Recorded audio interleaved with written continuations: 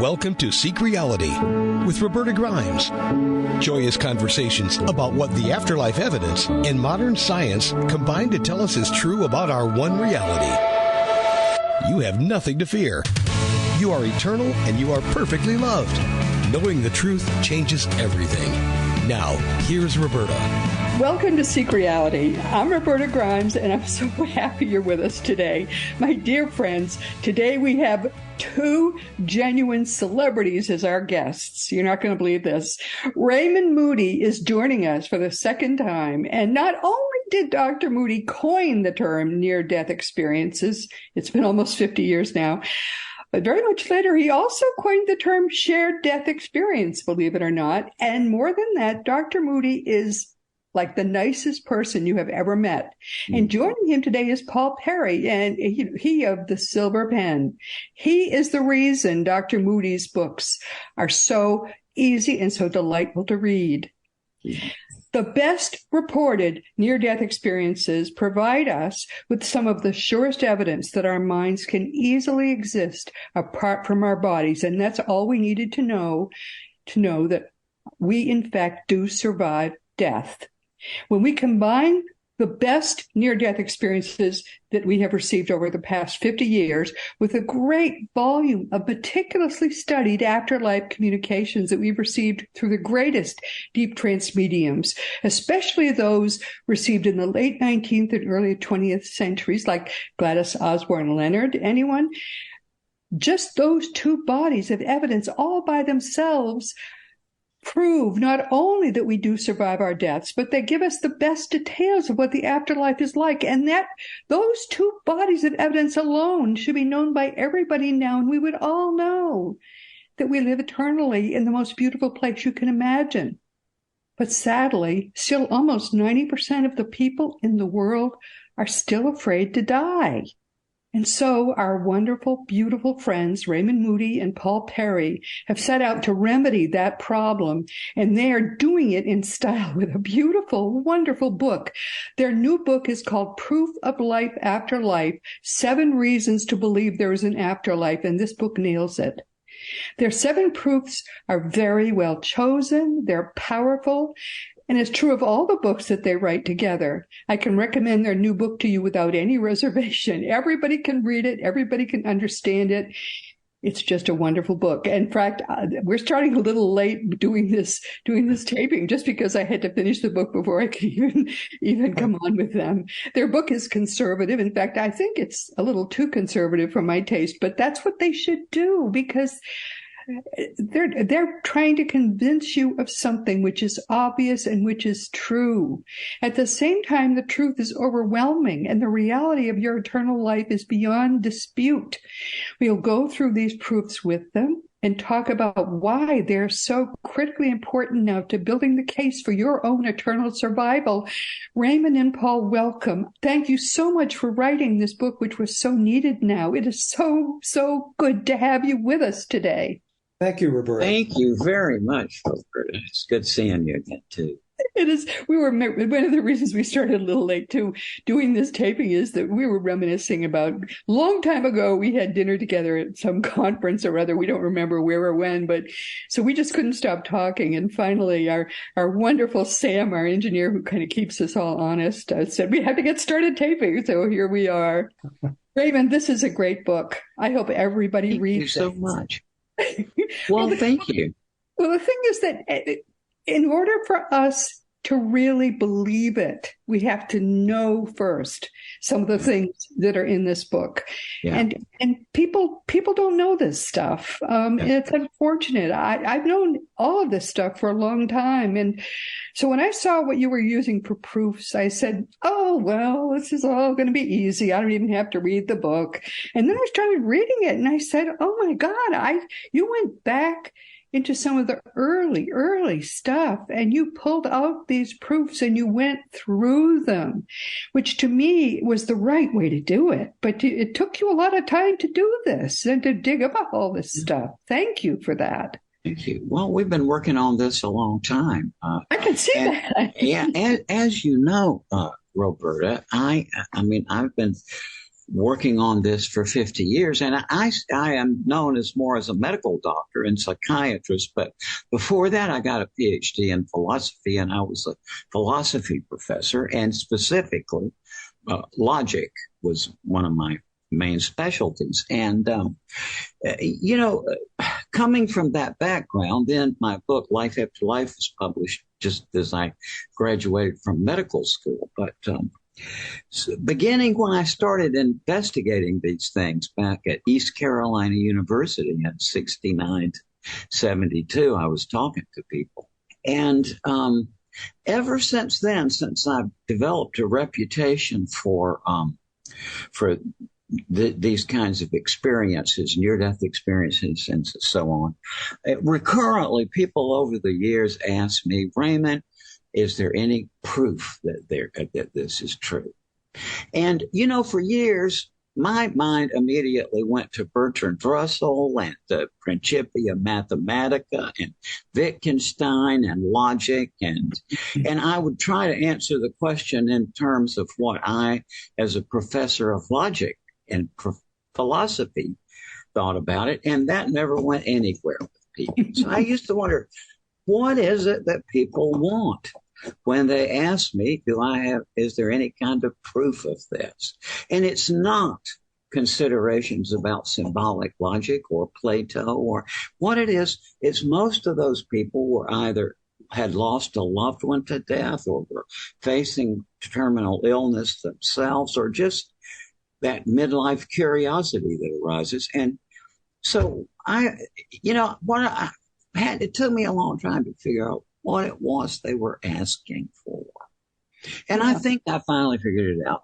What people want is the question they ask, I think they were really trying to ask is it a rational thing to expect with confidence that when we die, there will be another set of events or another realm? And I say, from all my knowledge of philosophy and the 50 plus years of investigating this thing, I say, yeah, it is. Yeah. It is. It's a rational thing in 2023 for somebody to look at all this and to say, I gather there's an afterlife. And then in the background of that, see, in my mind, the big logical problems about this an important question that have been framed by Plato and Hume and other great philosophers, that is satisfied too. And I'm ready, if somebody wants to challenge me, I'm ready to go. But what most people want when they're asking for proof is just what I said. And I'm satisfied that the current state of understanding about near-death experiences, that's right. It's a rational thing to expect, I think. Yeah, well, I think you've certainly you've done it with this book, and you've done it in, as I say, a very conservative way. Much more conservative view than you need it to be, which is probably the right way to do it. I've always thought, Roberta, that since I was a kid, really, I've always been the kind, I want to think of the objections to something rather than the reasons for it. And the reason is, if you keep trying to knock something down rather than to prove it or whatever, then what you come out with is more satisfying in the long run because you've really put it to a severe test. Yeah. And where I've been is I put it to all the severe tests and I just give up. I mean, I just can't think my way out of the statement that, to my great astonishment and still a little counterintuitive to me, but yeah, I gather there's an afterlife.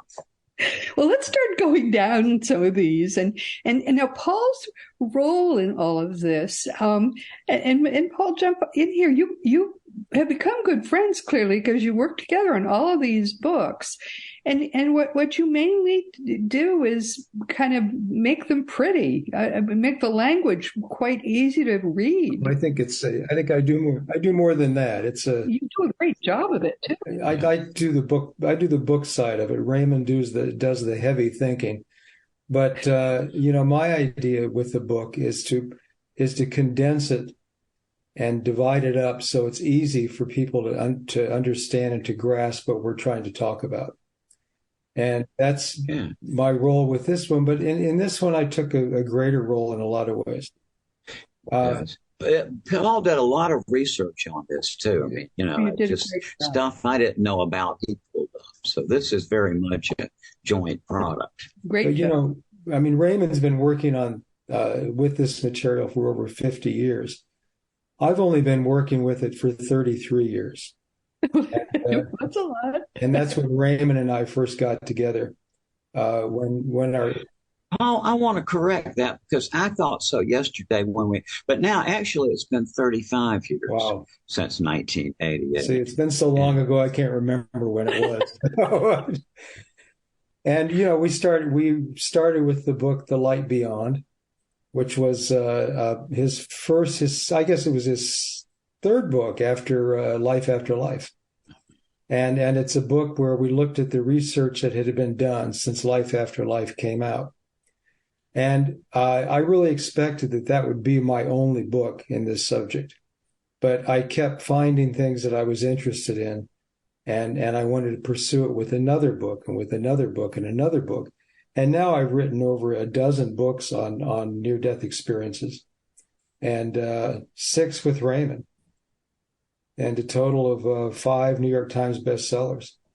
Well, you make the books content-rich, but easy for people to understand for whom this is not their field, which is, I know, a very difficult thing to do well. Well, it is. And also, you mentioned that they're very conservative books, and I appreciate that you notice that, because that's our goal, is to provide the information to people to make up their own minds. Yeah. And they don't need to know how we feel. They need to know how they feel. And that's really good. Say that again. I can't remember what I said. It was profound. They don't need to know how you feel. They don't need to know how we feel. They need to know how they feel. That's very important. You're not trying to ram it down their throats. You're trying to give them the information so they can make up their own minds. That's why these books are so great. And, we both believe that rather than, a lot of people look at this subject area and they start with disbelief. Yes. And they don't believe this. And when they finish reading it, they still don't believe it because that's their mindset. Our goal is to have them start with belief and then go wherever they want to go. And also, I think, as you know, too, Roberta, the very best way for people to be impressed by this or to get the sense of it is to talk to some of their own relatives or friends who've been there. See, that's what makes it more real for people. That's why, that when this information first started coming out, it had its own verification because any doctor who cared to ask among his patients or his or her patients would quickly find plenty of cases. And that's what happened. But let's just dive in here. You start by talking about shared death experiences, which, as you define it, I guess, are basically when people are part of a death, they have a loved one involved. They're often, and you make that abundantly clear with all the rest of these, they often end up caught in the death, caught up in part and they co-experience the death with their loved one or with, even if they're just a nurse at a bedside, you can't help but become involved in the death. And I think you make that point very powerfully. So you talk about that in the beginning before you even get started. That's not even a reason to believe, but that's what you're describing, all these experiences people have had just because they were there at the time. That's quite powerful. That's right. It is. And it also kind of knocks the air out of the sort of standard way of arguing about this, which comes to us from the Greeks, actually. Plato and the philosopher Democritus. Today we call it's like some people say, yeah, this is an indicator of an afterlife. Other people say, oh, this is oxygen deprivation to the brain. And that is that argument goes back 2,300 years. And the trouble with it is that it is a very common thing for people at the bedside of the dying who are not themselves ill or injured, that as the person in the bed is dying, the bystanders themselves have all of these experiences that we know as a near-death experience. Right. They may say that as Grandma died, I myself got out of my body and I went partway toward this light with her. Right. I saw her transformed in her face. I saw this or that, and the mist rose. All these things happened, even if they didn't believe in anything. Well, yeah, that's neat. I liked what you said earlier, Roberta, that they get caught up in the death. Caught up in it. That's just a great phrase. It's a great phrase. We'll be using it from now on. But it's nice because they literally are caught up in it. They don't have any idea that this is going to happen. They don't even know what a shared death experience is, and many don't know what a near-death experience is. And then suddenly they are caught up in it. And they're transformed by it too. You talk about how they're not the same person when they walk out of that room. No, not at all. That's right. But the first of these reasons to believe is out-of-body experiences, which I would have certainly chosen. And I think it's a very good, because they can happen some people just learn how to do them and they go off astral traveling all the time. I've known people, they contact me all the time and talk about it. Talk about that. It's a very common part of shared death experiences and near-death experiences that people find themselves up above their body and so on. But it doesn't have to occur just in the context of a death or a near-death. It's even playing great music. I've known musicians who say that at the height of the music, when they were performing on stage, they felt themselves lift out of their body and go into this light. Or you can go to Bob Monroe's place and you can learn how to do it on your own, and they teach people how to do it. Yeah. It's like a thing. And it is something very significant for the nature of human beings. Yes. You know, people often talk about, you can't really draw a logical inference from a logical inference from all this to the fact that there's an afterlife. But there's one inference you can absolutely make, which I can't find any hole in this argument. And it has to do with these life reviews. People say that during their near-death experience, everything else kind of disappears and they're surrounded by a videogram or a hologram, panorama of everything they've ever done. Time stands still and they see everything they've ever done from the point of view of others. And what that means, Robert, and this is an ironclad inference, that at least for some of us, life is a two-phase process. We lead it forward as the protagonist or actor. Time stands still. There's a 180-degree whirl around. And we re-witness everything we've done, not only from our perspective, but the perspective of those with whom we've interacted. Yes, that's huge. I agree. That's huge. But out-of-body experiences, too, the very fact that we can have them, we can be in a room, our body's in a room, often asleep, and we're out, having an experience as a pure mind. The fact that separation can happen and can happen even separately at will, if you go through the Monroe process, that, to me, is huge. The fact that you chose that is huge, because they're right now.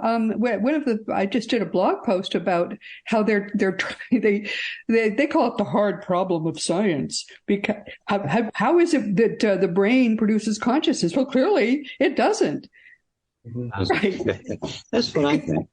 It's the doctrine that consciousness is generated by the brain. It's ridiculous. the doctrine of called epiphenomenalism, and it's not a scientific doctrine because how are you going to verify it? It's a philosophical question theory, and it's on the other hand, you can say, well, the consciousness is generated by the brain. That's what some say, but others say no. The appearance of the body is generated by the mind. Yeah. There's another interesting problem too, which is if people are born blind, if people are born without eyeballs, and during a near-death experience, they can see. Yeah. That's kind of huge, don't you think? It's enormous. It is. They also say, though, that it's not like vision we're having right now. It's greatly amplified. People say, I've heard people say you have telescopic vision. It's like you can think of something over in the corner of the room and zap, you're there. And it's 360 degrees as well. And the colors that you aren't here are there. All quite amazing. But that's your first reason to believe that life continues, and I think that's kind of huge.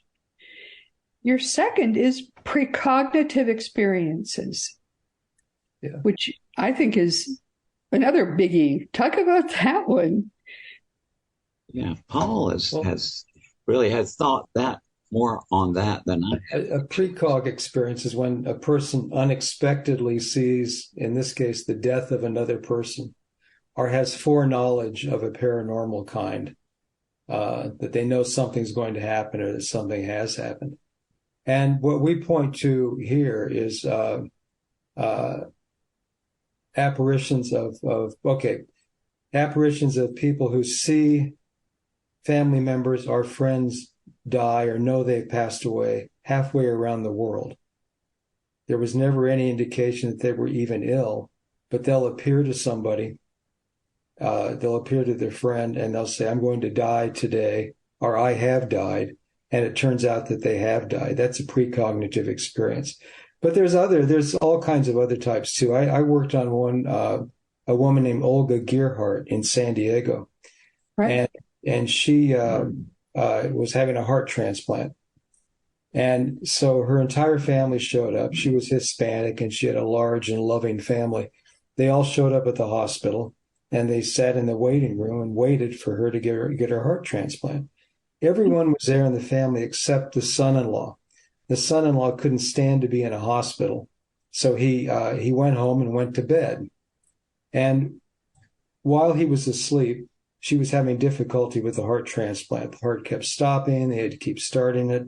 This went on for a long period of time, and the doctors were telling this to the family members. He woke up at about, I believe it was 3 a.m, and Olga was standing at the foot of his bed. And she said, tell everybody I'm okay, that I've had some trouble here, but I'm going to be all right. And so he got dressed. He drove down to the hospital. He told everybody what had happened and what she had said. So later on, when they went into her room after she achieved stability with her heart, the first thing she said was to her son-in-law, she said, Juan, I saw you. I went and talked to you at like 3 a.m, and I told you that I was going to be okay. So in a lot of ways, this is kind of a double shared experience, by the recipient as well as the person who's having the operation. And that's the nature of a precognitive experience. Which is pretty amazing. I thought that was an amazing story. Yeah, you had that. It's an amazing story. Wow. Yeah. But there's a number of cases. We drew on research from the 19th century. These, by the way, these type of paranormal experiences have been researched for hundreds of years, maybe thousands of years. And what we did with this book is we pulled them together and kind of presented them in a 21st century way. So some of the ones we examined from the 19th century were 2 sisters. I believe they were sisters. Let's say they were cousins, who both at the same time, the same day, dreamed that their another member of their family who was in China. These women were in England. Dreamed that he had died, and he appeared to them and said he had died. and they were both afraid, that he had died. Communications weren't good in those days, and they both received letters from the government agency that he was working for, saying that he had died on that day unexpectedly. And so the researchers pulled on those letters to show that they had indeed had precognitive connection with this guy. So yeah, it's amazing. I think that's one of the more common. Maybe Raymond could jump in on that, but I think precognitive experiences of that kind, sensing that someone else has died, perhaps a loved one, are fairly common. That is common, and I hear it all the time. And it happened to me in 1970 when I lost my first child. But 24 hours, the 2 nights before it happened, my wife and I both awoke from the same dream that we were losing the baby. Yeah. That was in the book. Yeah. Yeah. Oh, and it, and then one day later it happened just as in the dream. And I hear this, and I know you hear this all the time too. This is just part and parcel of life, right. that, and what this deals with is, I remember when I was 18 years old, I read a great philosophical article by a guy named McTaggart, and the title of it's a famous philosophical article, "Is Time Real?" And he gave arguments for why actually time is not real. And now my wife is incredibly brilliant. I mean, just her IQ is astronomical. And fortunately for me, she's not intellectual. Okay, what would that have been like, right? But she was she went to art school. She studied the fashion, and color was her thing. And so she's just not intellectual, but very brilliant. And about maybe 5 or 6 years ago, she was standing in the living room. Remember this look on her face. And she was like she was gazing into a great distance. And she said, "Time is not real." and people realize that the older they get, they were pretty clear. I think it is. Yes. And people who go over to the other side say, Eben Alexander, I'm sure you know, the neurosurgeon, is a friend of mine who had a near-death experience. And Eben, speaking of brilliance, okay, and Eben was a professor of neurosurgery at Harvard, I think, for 14 years. And he's just, beyond brilliant. And he had a near-death experience, and just this horrific infection he got. And I asked Eben, I said, "Eben, here in this world, the axes by which we orient ourselves are time and space. But people who have a near-death experience said there's no more time and space." So I said, "Well, what are the orienting axes?" And he said, "Love and knowledge." And that's pretty much what everybody says. That's true. That actually objectively is true. But while we're here, unfortunately, people do make appointments in a certain place for a certain time. And we're kind of stuck with that if we want to have lives lived here. That's the only... Roberta, our subculture that we're in, it's just...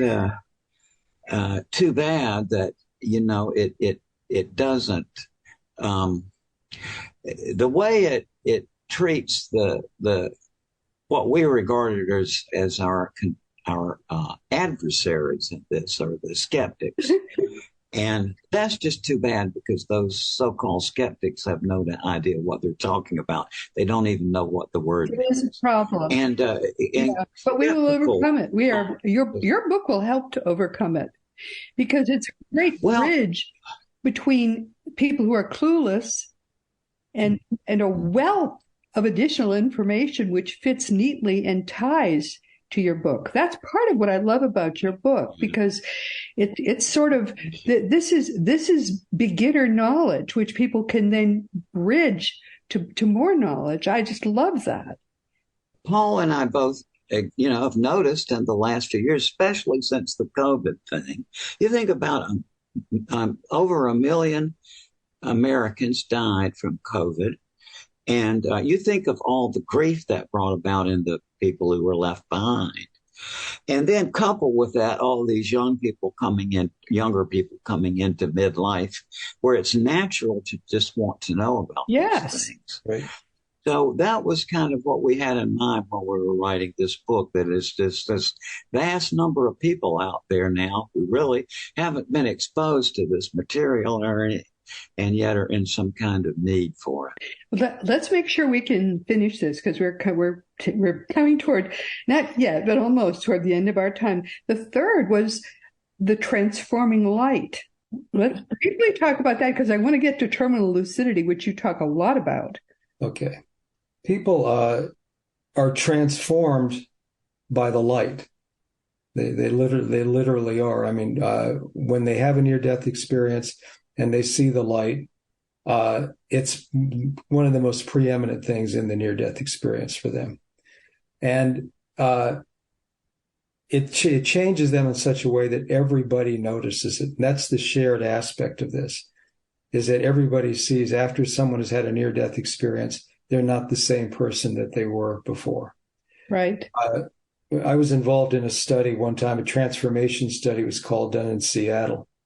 And what the finding of this study, which was examined 400 people who had had near-death experiences, compared them to the regular population who hadn't had near-death experiences. They found that there was, number one, a decrease in death anxiety, is that they no longer had the fear of death that they did before they had before they'd had contact with the light, is what it was. They had a higher zest for living, which we defined as being type A without the anger. So, type A without the anger is beautiful. Right. Yeah, I love that. Actually. They had a higher intelligence. And once again, that may be because there's a lot of other explanations for it, but it might just be the simple act of being exposed to a supernatural world that we're all in. And things are more accessible when you've had a near-death experience. I believe this. I don't know if you do, Raymond.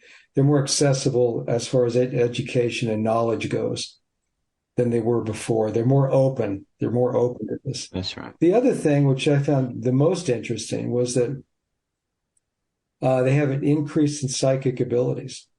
That people who have near-death experiences have 4 times as many verifiable psychic experiences as people who have not had near-death experiences. And these are all transforming aspects of a near-death experience that are visible to other people. That's the good part of it. There's a sort of a bad part of it, that it changes them so much that I think they have a higher rate of divorce. They're no longer the same person that Jane married, and that gets in the way of their relationship. People don't know how to relate to them. We even had CEOs who had to leave their job because they were no longer the angry person that they were before they had their near-death experience. And they realized that they ruled by anger as opposed to ruling by sensibilities. So that's transformation. And that's surprising, actually. It is I think that I remember reading that part of your book, and I think that fear of death was reduced by more than 50%. For something to do that, yes, is right. It's quite remarkable, because fear is a very persistent emotion, especially in midlife like that. And it frees you up to think about other things. Yes. And to focus on How amazing. Yes. Yeah. Now, reason number 4, terminal lucidity, which I think is a profound thing. I mean, the fact that people whose brains are literally mush are now able to suddenly, they were in a coma sometimes, in some cases. Yeah. They can suddenly sit up in bed, talk normally, in some cases walk around the room. Right. And there's no scientific explanation for this. This is pretty amazing. And you have you talk a lot about terminal lucidity. I loved that chapter. Let's talk about that just for a few minutes. I think that's just wonderful. I mean, let me tell a story, and then Raymond has a really good twist on all this, I think, with Faye as opposed to TL. Yeah. See, people who are listening to me talk now, there will be many of the folks listening to us who've been there and seen it themselves. And they will say, yeah, people who have not seen this themselves are very likely to think that we're disturbed and lost our mind, because it's hard to believe. It's like, what happens is that grandma has been in the hospital for 6 weeks, obtunded, no response. Everybody's just sitting around the bed waiting for her to die. And suddenly she sits up. And if you've seen this, it sounds so crazy, but yeah, they have a light. It's like a clear light, not from a light bulb or from the sun, but this light. And they're completely coherent. They go around the room. They tell everybody in the room, give everybody a message. They remember the name of their dog. They did all this stuff. Suddenly they're themselves again. Yeah. And it's astonishing to watch. I knew this guy who was a oncologist, and he was telling me about a case of this where he had been treating this guy for a long time, and the guy died. And so they covered him up in the bed, and the family was standing around the bed, and all of a sudden the sheet started rustling, and the man sat up and talked a long time, and then he just keeled over and died. And the oncologist said to me, he said, Raymond, if those other people had been there, he said, I would have concluded I was having a hallucination. It's just that bizarre. I mean, to look at, but inspiring too. It's just astonishing when you see that. Yeah, I love it. And the typical path of terminal lucidity is that someone who might be in the last throes of dementia, for instance, is suddenly awakens and has a pure lucidity in a way. They remember, years ago. They remember other relatives. They talk to individuals, as we've just said, about different things in their current life, and then everyone thinks, Grandpa's all right. He's going to be normal now, and they want to take them out of the hospital, or they start to think that they're normal, and then they end up dying. And they tend to die within, I think it's within 2 days at least, but it's generally much shorter than that. It's generally a few hours. Yeah. I had before there was any publicity about near-death experiences, I was working on a geriatric psychiatry ward with demented people. And there was this patient there who had been a aircraft mechanic for the now defunct Eastern Airlines, and he had developed dementia, and he was there on the ward, and he was suffering what we call the occupational delirium. People who are demented will go back to their employment and act it out. But just one day he came and he grabbed me by the shoulders, looked deeply into my eyes, and he said, "Tunnel, light," just like that. And I always kind of felt that he must have been having such an experience while he was demented. I don't know what else to think about that. It was extraordinary. I mean, that look in his eyes was just astonishing. It's kind of a curtain call. You get one more chance to say what you want, and that's what it is. I think it's a very common experience.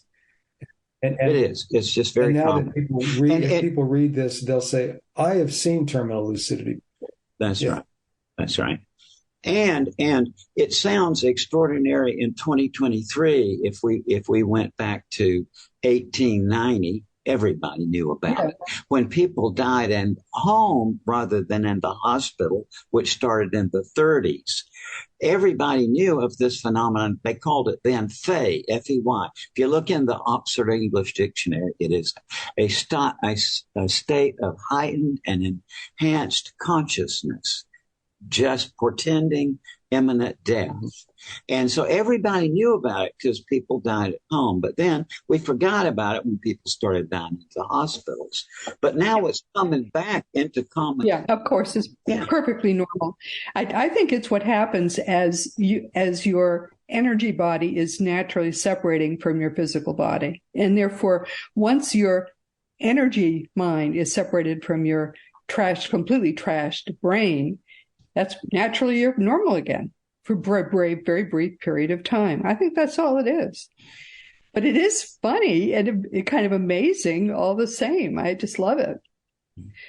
But let's talk about reason number 5, the spontaneous muses, healings, and skills, which is a lot more common than people realize following a near-death experience. Well, tell her about Tony at Socorro. Oh, yeah. Music. Okay. Yeah. This is a great story. Tell that. Yeah. Putting this in context, this is in Western thought from the very beginning, because Plato talks about this. It's like how people, just before they die, even if they've never had any interest whatsoever in music or poetry, will suddenly start reciting poetry or making up poetry on the spot or singing. In my very limited social network as a social phobic person, and I don't really, I'm not really very social, but in my limited circle, 2 people in my circle sang themselves out when they died. It just sang out, and it happens. And what in the world does that mean? So Dr. Anthony Cicoria is this wonderful man who is a PhD in physiology, an MD, an orthopedic surgeon, and a professor of orthopedic surgery at NYU, who in 1994 was struck in the neck by a bolt of lightning, had a cardiac arrest, was resuscitated by a nurse on the spot. But out of his body, went through this resort center where his family was having a family reunion, and said, he said, this is more real than this ordinary waking reality. All right, now, after he got back, Anthony, who had never had any interest in music, suddenly developed a fascination with the piano and started having a recurrent dream in which he was performing the same piece of music on the stage. And he learned how to transcribe music to transcribe the piece, and then learned how to play the piano. And now, in addition to being an orthopedic surgeon, is a concert pianist, see? And Roberta, in the consensual reality we live in, that doesn't fit. Not at all. That is something from elsewhere. And there's just many of them. I knew this woman in Toronto years ago who was in her 70s, who came to one of my lectures with her little zipper thing that artists use to show me her paintings, which were award-winning, but she had never had any interest in art until she had her near-death experience. So it's this can bring about creativity experiences as well. It seems to open up people's creative part. Yeah, in cases. It's quite amazing. It truly is. And then there's, I'll make this quick because I know you're in a rush, but there's also Dr. Rajiv Party, who's an anesthesiologist, a heart anesthesiologist, where he takes care of people who are having heart surgery. It's a very delicate form of anesthesia. Anyway, he had an infection that led to a near-death experience. And when he came out of his extraordinary near-death experience, by the way, when he came out of it, he was left with 2 angels. Gabriel was one and Michael's the other, Gabriel and Raphael. And he's left with these 2 angels who now, when he does his meditation, they counsel him. They come to him and counsel him. And they told him to quit anesthesia, quit being an anesthesiologist, and start practicing consciousness-based healing. And he had never heard of consciousness-based healing, and they wouldn't give him much of a clue as to what it was. They said you have to search for it and find out what consciousness-based healing is. So he did. He left his profession as an anesthesiologist, and he started searching for the meaning of consciousness-based healing. What he decided is that what society needs the most is addiction counseling. And so he is now working on his own practice of addiction-based healing. And that's a remarkable story, Paul, when you think of the fact that an anesthesiologist, his object is to keep his patients unconscious. Right. But I think in his... And so his... Who said God does not have a sense of humor? It is funny, though. He also had a pain clinic. He also had a pain clinic with a number of other doctors, and they were seeing the other side of pain pills and opioids. Yeah. Yeah. So he wanted no more of that. But we have just literally like 2 minutes left. So I wonder if we also have 2 more reasons to go through, which if we don't talk about them on the air, that's going to make people so curious. They're going to absolutely have to buy the book. So I think we ought to sort of save these. And then you'll have to come back for another visit. And that maybe is another good reason to save them, because I would love to have you back. I think this has been so much fun. Anytime, Robert. I don't think I've ever laughed so much with any guests as I've laughed with the 2 of you. What do you want people to take away from our conversation, Raymond? And also, I also want Paul for you to tell me that as well. Yeah. Well, the reason I was enthused about working on this book is that I just see, because of my profession, people are coming to me all the time of loss of a loved one. And I lost my first child in 1970, and it's still not over. Oh, sure. And so, at 79, you just get into this phase where I'm finished with Raymond Moody. And I thought about this book as a way of helping all those, I know millions of people out there who are going through grief or who are entering into that midlife phase where people naturally begin to wonder about the fate of the soul at death and so on. So it's my kind of attitude toward it is public service. I think this, and so in those terms, thanks so much to all the folks listening in to us today too. Wonderfully said. What about you, Paul? Well, I don't think it's realistic to tell people that they shouldn't have a fear of death. I think that's a very natural thing to fear. But instead, I think we should tell them to study the literature that indicates their survival of bodily death. That all around you in any setting, there's near-death experiences and shared death experiences, and they can talk to people about that and hear their stories live as well.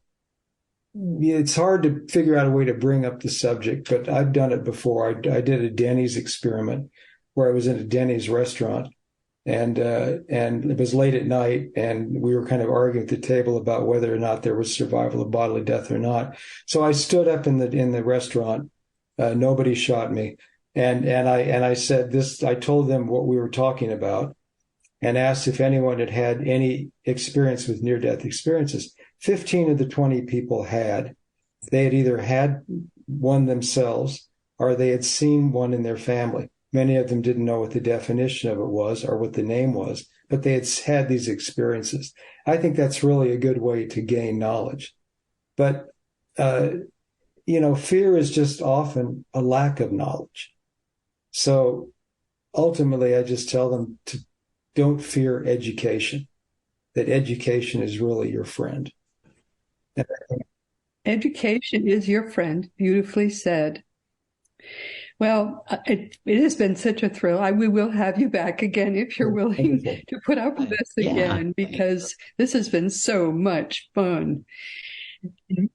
Meanwhile, everyone, so thank you very much for being here. Thank you for having us, Roberta. It's wonderful to be did. And thanks again to the folks listening in, too.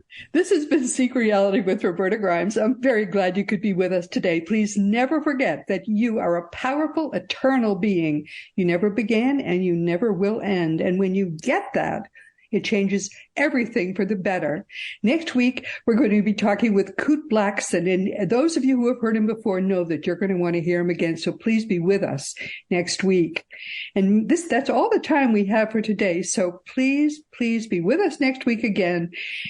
And know, meanwhile, that this has been Seek Reality with Roberta Grimes. And please enjoy and make the most of this coming week in our one reality. Always knowing every moment of your life and for eternity that you are a powerful, eternal being. You, most of all in this entire universe, you are infinitely and eternally loved. You've been listening to Seek Reality with Roberta Grimes. Roberta blogs and answers questions at robertagrimes.com. Join us every week as we explore what the afterlife evidence and modern science combine to tell us is true about the one reality we all share. Knowing the truth changes everything.